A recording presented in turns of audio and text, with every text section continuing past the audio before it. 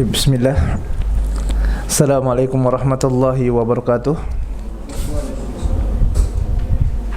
Alhamdulillah, assalatu wassalamu ala rasulillah nabiyina Muhammadin wa ala alihi wa ashabihi wa man wala. Allahumma salli ala Muhammad wa ala ali Muhammad kama sallaita ala Ibrahim wa ala ali Ibrahim innaka Hamidum Majid. Wa barik ala Muhammad wa ala ali Muhammad kama barakta ala Ibrahim wa ala ali Ibrahim innaka Hamidum Majid. Kaum muslimin dan muslimat yang dimuliakan oleh Allah Tabaraka wa Ta'ala, alhamdulillah, segala puji hanya milik Allah Tabaraka wa Ta'ala. Kita memujinya, memohon pertolongan, memohon ampunan hanya kepada Allah Tabaraka wa Ta'ala saja. Salawat dan salam senantiasa kita curahkan kepada junjungan kita, kepada Rasul yang kita cintai, Muhammad sallallahu alaihi wasallam. Begitu pula kepada keluarganya, kepada sahabatnya, dan kepada umat yang istiqomah mengikuti sunnah beliau hingga hari kiamat. Jamaah yang dimuliakan Allah Tabaraka wa Ta'ala, di antara bentuk kasih sayang dari Allah Tabaraka wa Ta'ala kepada umat ini adalah Allah Tabaraka wa Ta'ala menjaga agama Islam. Dan Allah Tabaraka wa Ta'ala menjaga agama Islam ini diantaranya adalah dengan menjaga sumbernya.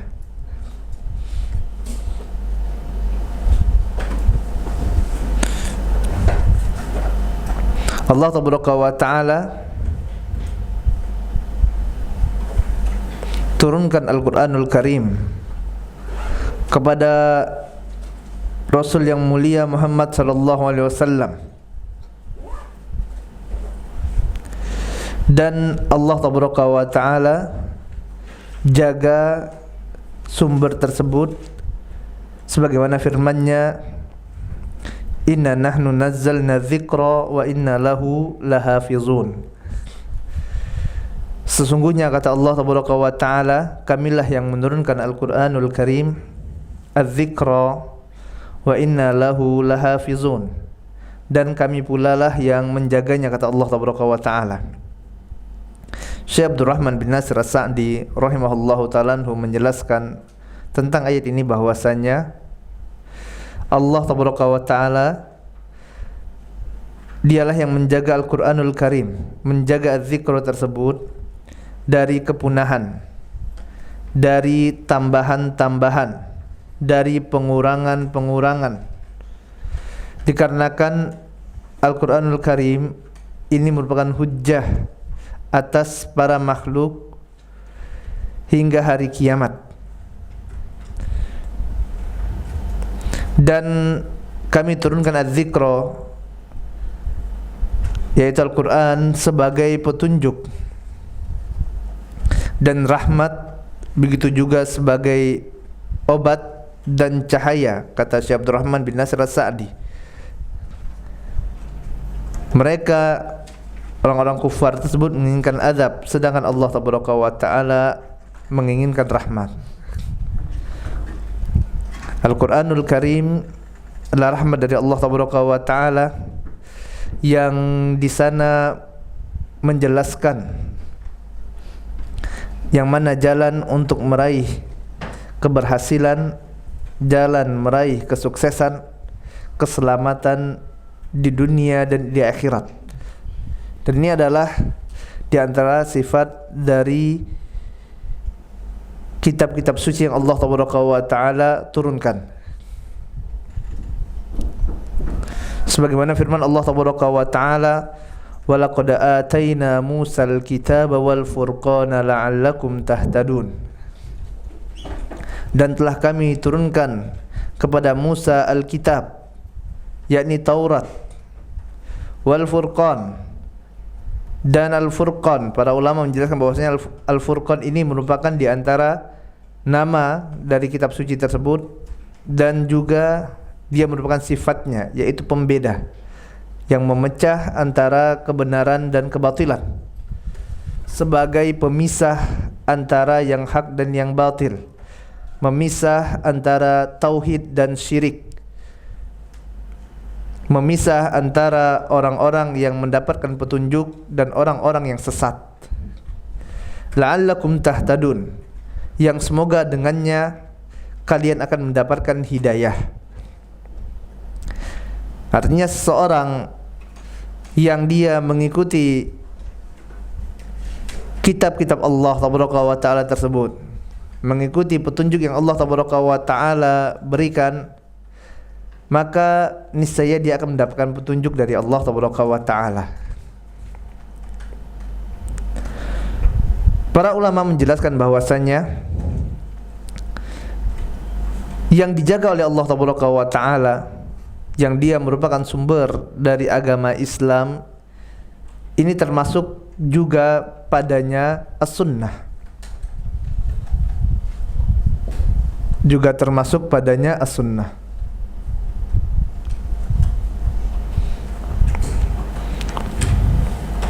Syekh Abdul Muhsin Al-Abbad Al-Badr hafizahullah ta'ala mengatakan, Syekh Abdul Muhsin Al-Abbad, beliau hafizahullah mengatakan, sesungguhnya sunnah Rasul yang mulia sallallahu alaihi wasallam merupakan wahyu yang disampaikan oleh Allah Tabaraka wa Ta'ala kepada nabinya yang mulia sallallahu alaihi wasallam,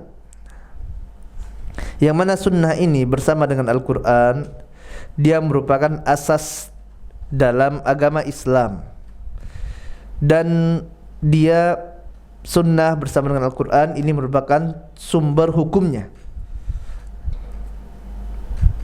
yang mana keduanya, Al-Quran dan sunnah ini, Al-Quran dan hadis ini, mereka saling berhubungan, sebagaimana syahadat asyhadu an la ilaha illallah wa asyhadu anna Muhammadar Rasulullah, sebagaimana dua kalimat syahadat, persaksian kepada Allah Tabaraka wa Ta'ala dan persaksian kepada Nabi yang mulia Muhammad sallallahu alaihi wasallam, ini pun tidak bisa dipisahkan. Maka seperti itulah kita memberlakukan Al-Quran dan sunnah Nabi yang mulia sallallahu alaihi wasallam.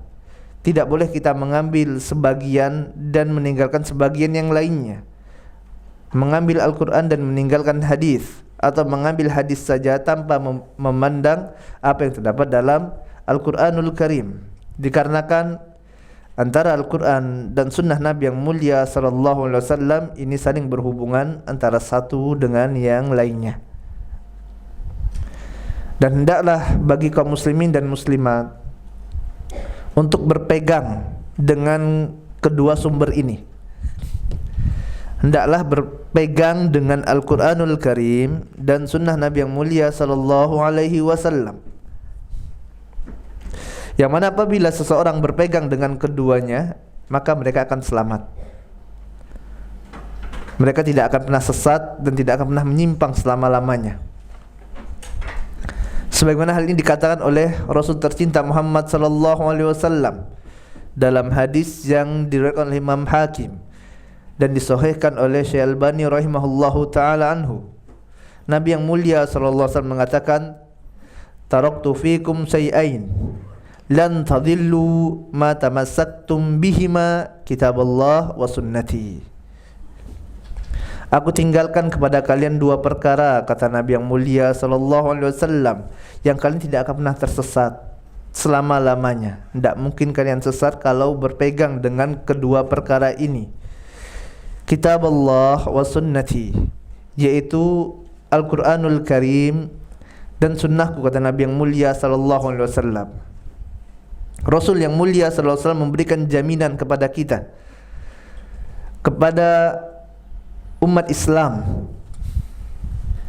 yang apabila dia ingin selamat di masa fitnah seperti sekarang ini, di mana banyak dari orang-orang yang mereka salah dalam mengambil jalan, yang mereka ingin mengambil kebenaran, mencari kebenaran, mencari kebahagiaan, akan tapi mereka tidak mengetahui jalan yang dapat mereka tempuh untuk mencapai tujuan mereka tersebut.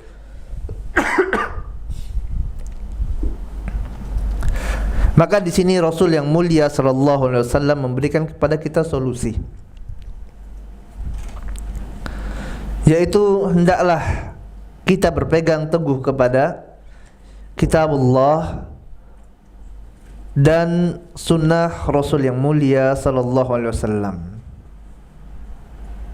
Maka kedua hal ini jamaah yang dimuliakan Allah tabaraka wa taala, Al-Qur'anul Karim dan sunnah Nabi yang mulia sallallahu alaihi wasallam adalah wahyu dari Allah tabaraka wa taala. Dikarenakan Nabi yang mulia Muhammad sallallahu alaihi wasallam, beliau adalah Rasul dan utusan Allah tabaraka wa taala. Yang beliau sallallahu alaihi wasallam ini tidaklah berbicara dengan hawa nafsunya. Wa ma yantiqu 'anil hawa in huwa illa wahyu yuha.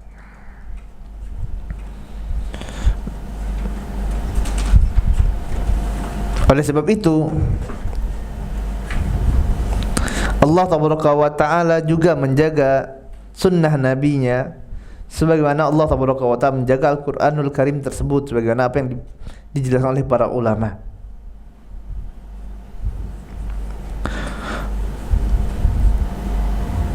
Wa hafadallahu azza wa jalla laha al-fahm as-sahiha alladhi talaqathu al-ummatu an salafiha min as-sahabati wat-tabi'ina wa atba'ihim min khiyari ummah.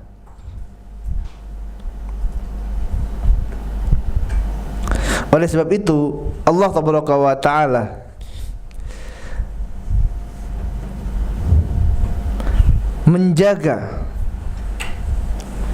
pemahaman umat ini terhadap Al-Quran, terhadap sunnah Nabi yang mulia sallallahu alaihi wasallam, dengan mereka senantiasa mengikuti pemahaman para salaf. Di antara bentuk kasih sayang Allah tabaraka wa taala adalah Allah tabaraka wa taala senantiasa menjaga pemahaman terhadap dua sumber yang mulia ini, terhadap Al-Qur'anul Karim dan hadis Nabi yang mulia sallallahu alaihi wasallam, dengan menjadikan seseorang akan memahami Al-Quran dan Sunnah ini dengan pemahaman yang benar, yaitu dengan pemahaman para sahabat dan para tabi'in dan orang-orang yang mengikuti mereka. Allah tabaraka wa ta'ala jaga pemahaman agama ini. Allah jaga pemahaman terhadap Al-Quranul Karim tersebut. Allah jaga pemahaman manusia terhadap sunnah Nabi yang mulia sallallahu alaihi wasallam. Dengan cara apa? Berpegangnya umat ini dengan para pendahulu mereka yang soleh dari kalangan para sahabat Nabi, para tabi'in, para immah dan orang-orang yang mengikuti mereka. Oleh sebab itu Allah tabaraka wa ta'ala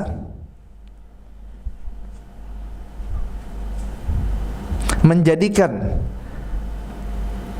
adanya para mujaddid, yaitu mereka yang senantiasa mengingatkan manusia kepada agama Islam yang murni,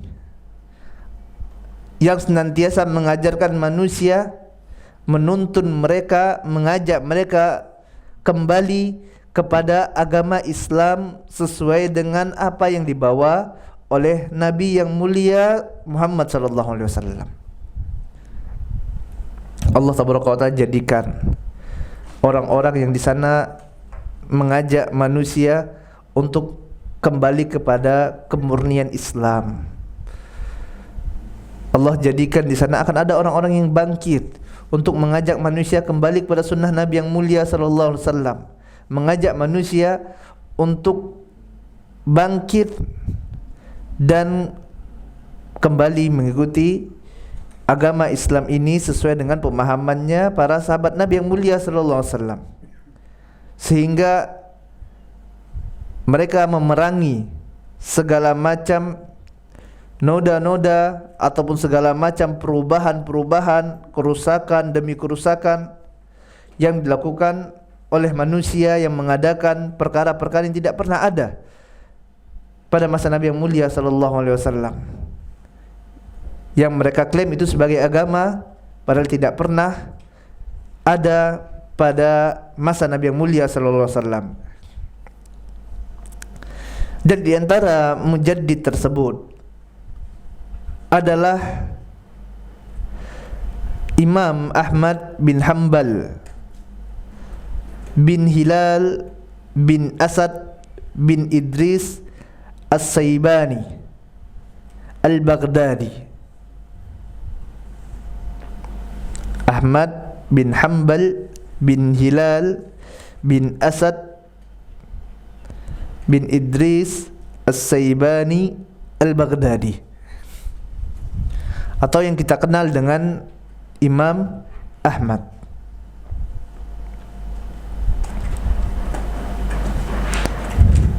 Imam Ahmad adalah salah seorang mujaddid, orang yang tegas membela sunnah Nabi yang mulia sallallahu alaihi wasallam, seorang yang telah menjual dunianya untuk agamanya. Beliau rahimahullahu ta'ala anhu wulida sana wa sittina wa mi'ah fi syahri Rabiul Akhir. Beliau rahimahullahu ta'ala anhu wulida, dilahirkan pada tahun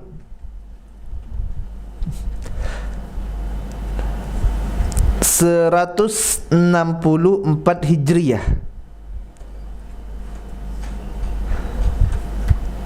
Arba' wa sittina wa mi'ah fi syahri Rabiul Akhir, pada bulan Rabiul Akhir tahun 164 Hijriyah. Wa tufiya sanah ihda wa arba'ina wa mi'atain. Dan beliau rahimahullahu ta'ala anhu, yaitu Imam Ahmad bin Hanbal rahimahullah, meninggal dunia pada tahun 241 Hijriyah. Berapa usianya meninggal? 77 tahun rahimahullah.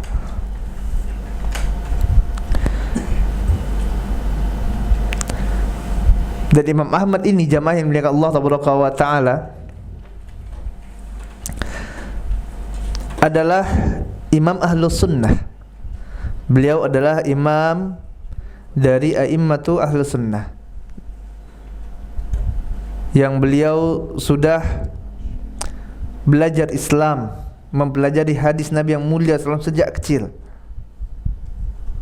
dan sangat terkenal di antara para imam ahlul hadis, sangat masyhur di kalangan para ulama. Beliau sangat rajin menghadiri majelis-majelis ilmu, dan di antara guru beliau rahimahullahu ta'ala anhu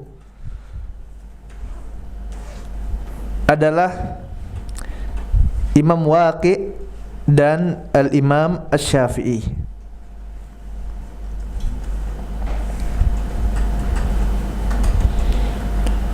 Dan Imam Ahmad ini begitu banyak mendapatkan pujian-pujian dari para ulama, dan di antaranya adalah sebagaimana apa yang dikatakan oleh Al-Imam Ali bin Al-Madini rahimahullahu ta'ala anhu. Ali bin Madini mengatakan bahwasanya innallaha nasara hadzal din bi rajulaini bi Abi Bakrin yauma riddah wa bi Ahmad bin Hanbal yaumal mihnah. Ali bin Madini rahimahullahu taala mengatakan bahwasanya sungguh Allah tabaraka wa taala telah menolong agama ini. Telah menolong agama ini bi rajulaini, dengan dua orang lelaki. Yang pertama adalah bi Abi Bakrin, melalui Abu Bakar As-Siddiq radhiyallahu ta'ala anhu,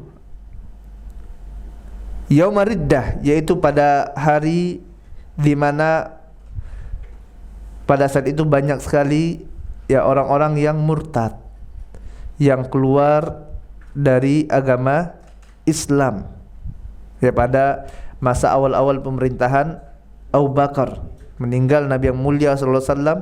Maka pada waktu itu di antara masalah yang dihadapi oleh Amirul Mukminin Abu Bakar As-Siddiq radhiyallahu ta'ala anhu adalah banyaknya orang-orang yang murtad, keluar dari agama Islam. Kemudian yang kedua adalah bi Ahmad bin Hanbal Yaumal Mihnah, yaitu melalui Imam Ahmad bin Hanbal pada hari Mihnah.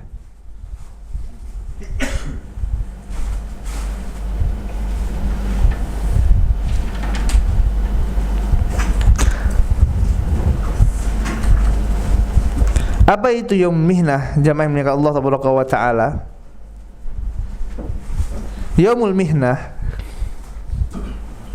adalah hari di mana Imam Ahmad rahimahullahu ta'ala anhu rahmatan wasi'ah, beliau berdebat dengan tokoh Mu'tazilah, yang mana pada waktu itu kekhalifahan dipegang oleh orang-orang Mu'tazilah. Ya, khalifahnya terpengaruh dengan pemahaman yang menyimpang ini, pemahaman yang sesat, yang mereka mengatakan bahwasanya Al-Quran itu adalah makhluk. Imam Ahmad tidak mau. Imam Ahmad kekeh, tetap tegar mengatakan Al-Quran kalamullah. Al-Quran adalah kalamullah dan bukan makhluk.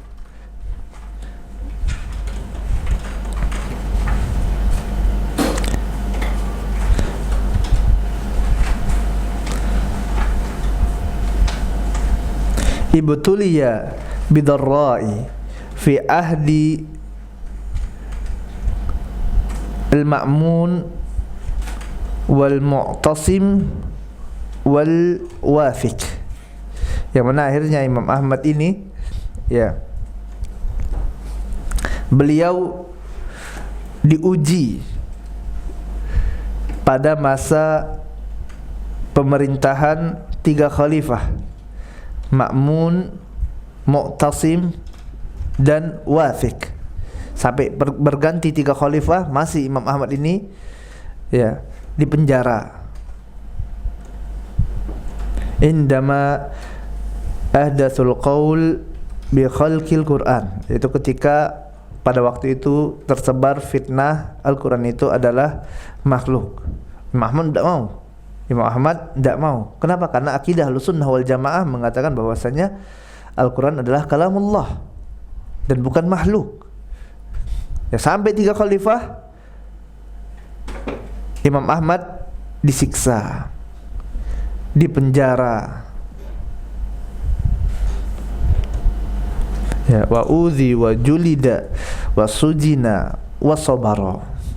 Ya, dia disiksa, julida dicambuk, sujida di sijen itu apa? Penjara. Ya, di penjara. Wasabara, akan tapi dia tetap bersabar. Ya, Imam Ahmad tetap bersabar, jamaah yang muliakan Allah subhanahu wa taala.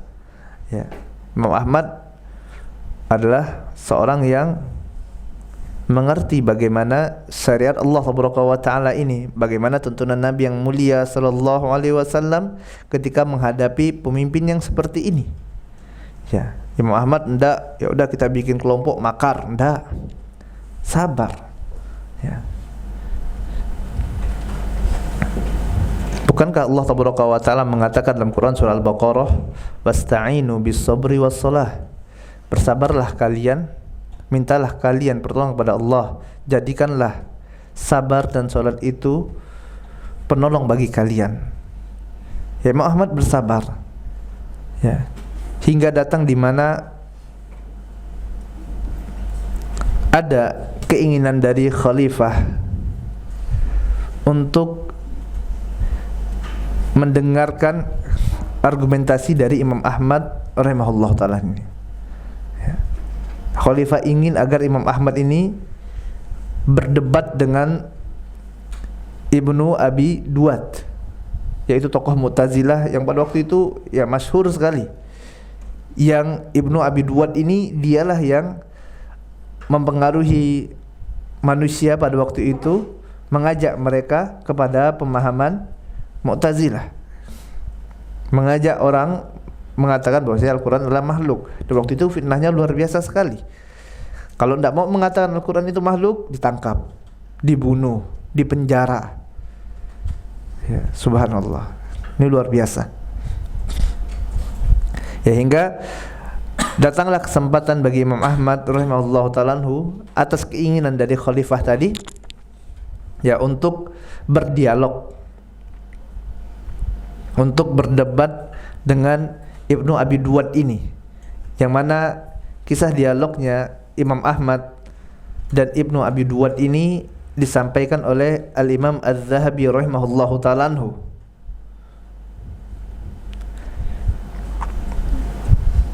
Pada kejadian ini jamaah yang dimuliakan Allah tabaraka wa ta'ala, ya, debat antara Imam Ahmad dan Ibnu Abi Duat ini, maka kita dapat mengetahui bagaimana akidah dari Imam Ahmad rahimahullah. Imam Ahmad bertanya kepada Ibnu Abi Duat tentang akidahnya dia ini. Imam Ahmad bertanya, ya wahai Ibnu Abi Duat, bagaimana pendapatmu tentang Al-Quran? Kemudian Ibnu Abi Duat pun mengatakan Al-Quran adalah makhluk. Ya, Al-Quran adalah makhluk, kata Ibnu Abi Duat, bukan kalamullah, bukan kalamullah, bukan. Ini kata Ibnu Abi Duat, ini Mu'tazilah.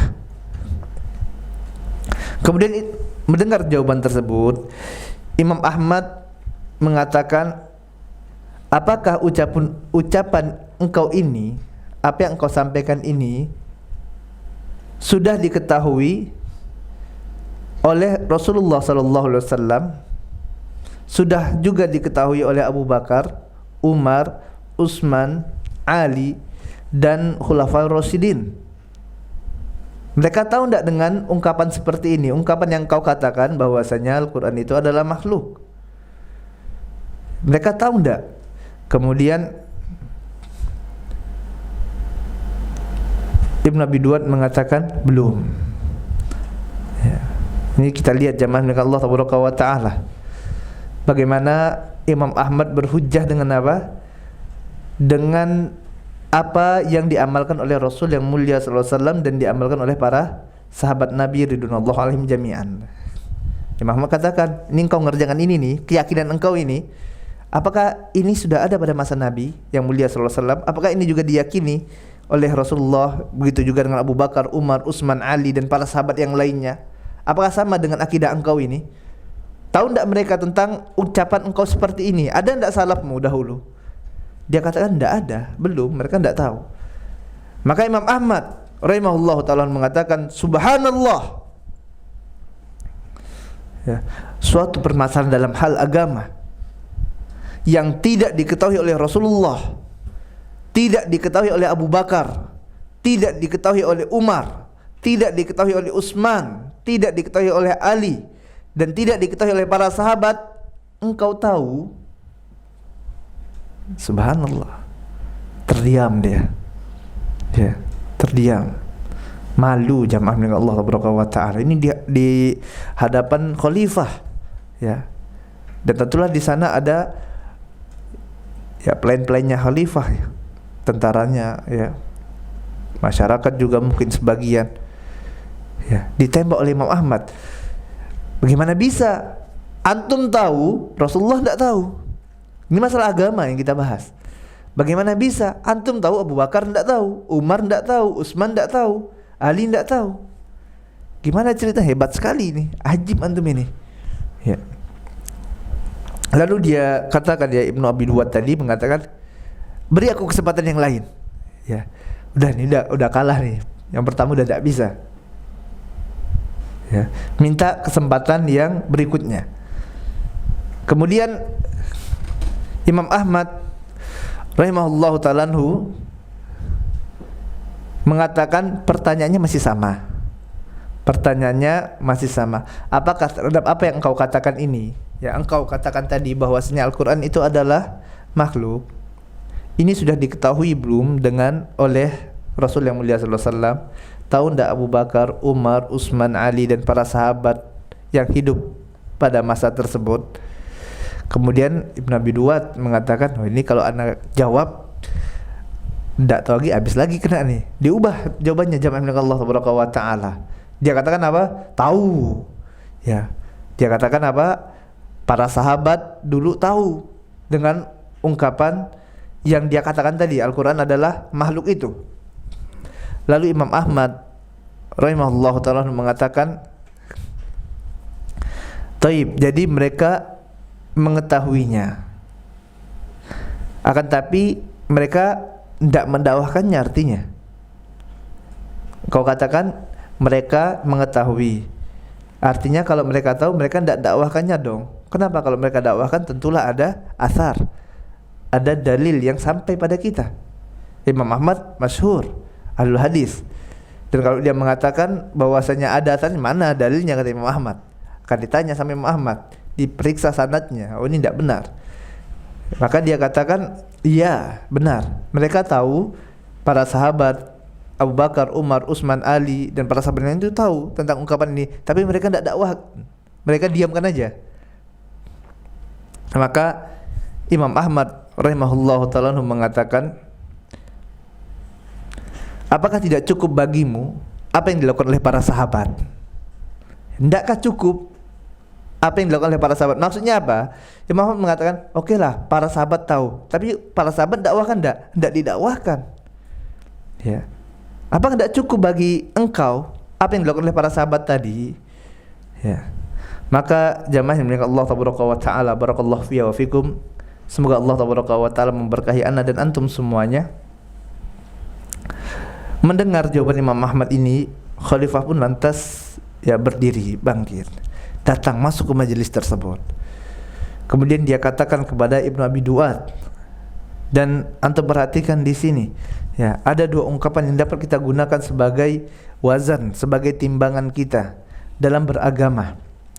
Khalifah mengatakan kepada Ibnu Abi Duwad, lalu apakah sesuatu yang tidak diketahui oleh Nabi kalian, tidak diketahui oleh Rasul yang mulia sallallahu alaihi wasallam, tidak diketahui oleh Abu Bakar, tidak diketahui oleh Umar, tidak diketahui oleh Utsman, tidak diketahui oleh Ali radhiyallahu ta'ala anhum, dan tidak diketahui oleh para sahabat yang lainnya, namun engkau bisa tahu? Ya, dikembalikan lagi pertanyaan tadi kepada ya Ibnu Abi Duwad ini oleh Khalifah. Kemudian Khalifah juga mengatakan, kemudian sesuatu yang mereka ketahui namun mereka tidak dakwahkan, tidak mereka sampaikan, masih belum cukupkah bagimu? Ya, belum cukupkah bagimu? Ya subhanallah, jamaah Allah tabaraka wa taala, akhirnya Khalifah Al-Wathiq ini pun mendapatkan hidayah. Ya, mendapatkan hidayah bahwasanya oh ini pemahaman tidak benar ini. Ya, kenapa? Toh tidak pernah ada para sahabat yang memiliki pemahaman seperti ini. Toh ini tidak pernah ada pada masa Nabi yang mulia sallallahu alaihi wasallam ungkapan seperti ini. Ya, ini tidak lain merupakan suatu kesalahan. Ya, ini sesat ini udah. Ya, ternyata selama ini salah. Dan akhirnya Khalifah pun membebaskan Imam Ahmad rahimahullahu ta'ala anhu dan memberikan kepada Imam Ahmad 400 dinar. Lalu ya, Imam Ahmad diizinkan pulang. Dan semenjak itu Ibnu Abi Duwad ini, tokoh Mu'tazilah tadi, itu sudah tidak dipandang lagi oleh Khalifah. Ya. Ya inilah yaumul mihnah tadi, jamaah yang dimuliakan Allah tabaraka wa taala. Yaumul mihnah, hari yang dimana Imam Ahmad tadi melakukan dialog dengan Ibnu Abi Duwad, yang dengannya ya Ahlus Sunnah wal Jamaah ya dimenangkan oleh Allah Taala. Yang tadi dikatakan oleh Ali bin Madini rahimallahu ta'ala anhu, innallaha nasara hadzal din bi rajulaini bi Abi Bakrin yaumar riddah wa bi Ahmad bin Hanbal yaumal mihnah. Ya, inilah kejadiannya jamaah milik Allah Taala. Ya, hari yang agung sekali, yang besar, yang luar biasa, ya.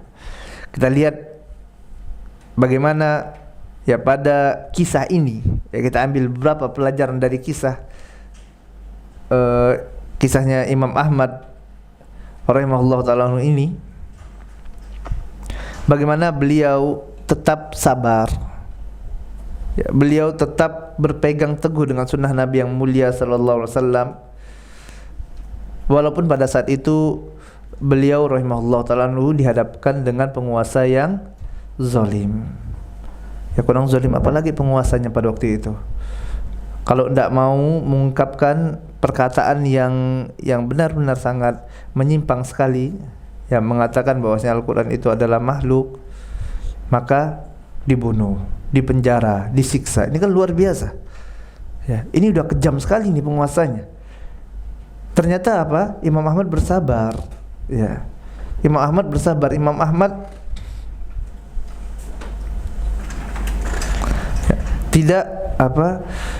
tidak bukannya malah memaki-maki pemerintah gitu kan, bukannya malah melawan penguasa, tapi Imam Ahmad tetap bersabar. Imam Ahmad tidak ngajak orang, ayo kita makar bareng-bareng, ini penguasa udah tidak benar ini.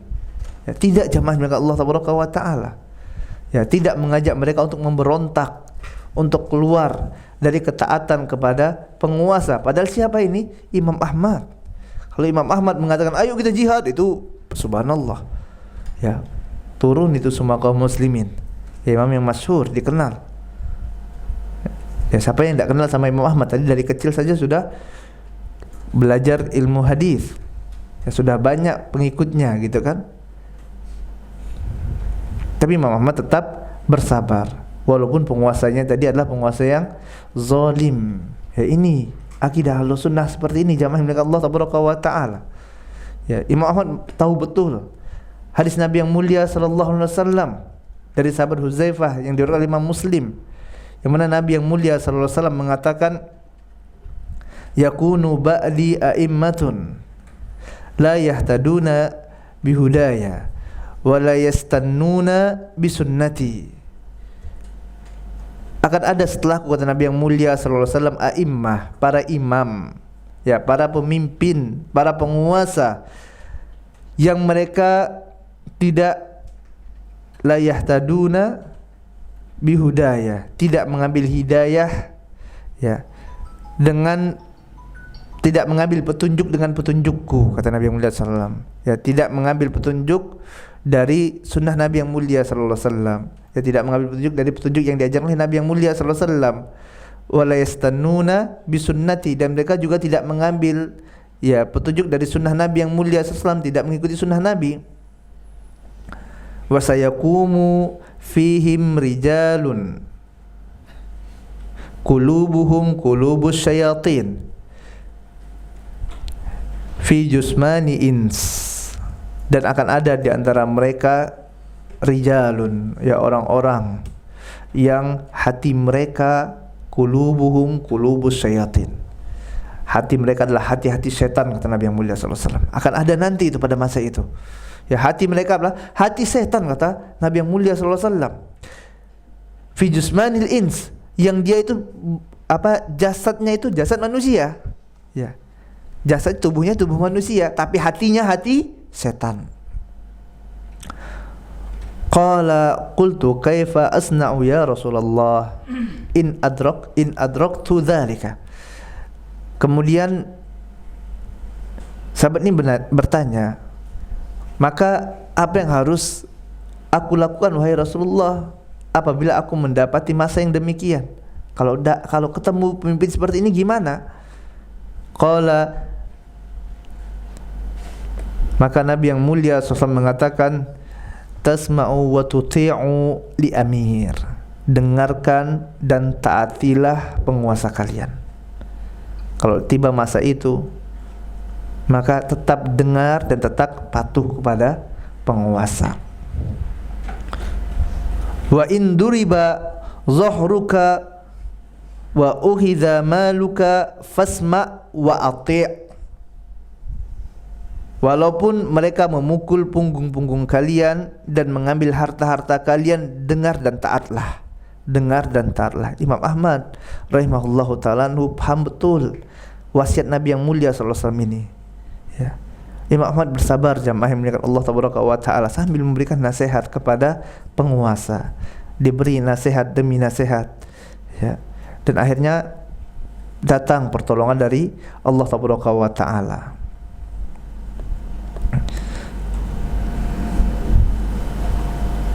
Kemudian juga dari kisah ini dapat kita ambil pelajaran bagaimana Imam Ahmad rahimahullah ta'ala menjadikan para sahabat sebagai hujjah, ya, sebagai tolak ukur, sebagai wazan kebenaran mereka, sebagai tolak ukur dalam menetapkan perkara tersebut benar atau tidaknya.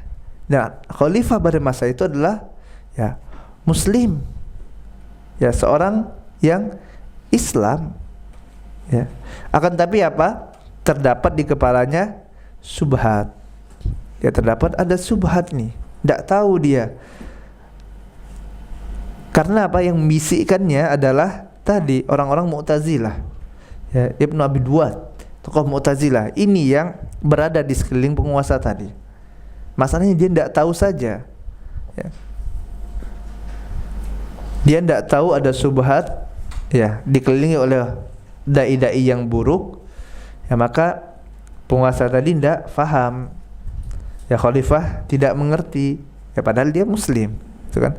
Kan tapi kita lihat bagaimana ya Imam Ahmad menyampaikan dakwah kepada penguasa tersebut.